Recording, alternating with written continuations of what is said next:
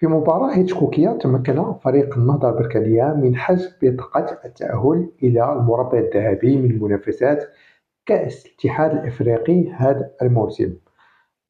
فريق النهضة البركانية عانى الأمرين قبل أن يتمكن من الفوز في مباراة الإياب على منافسه الليبي أبو سليم.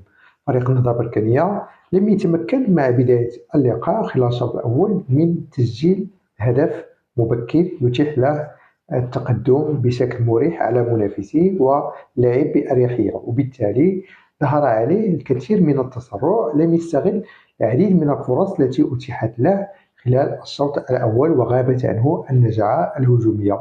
خلال الشوط الثاني وضد مجريات اللعب تمكن فريق أبو سليم الليبي من تسجيل هدف التقدم. هذا أربك حسابات المدرب التونسي معين الشعباني الذي أقحم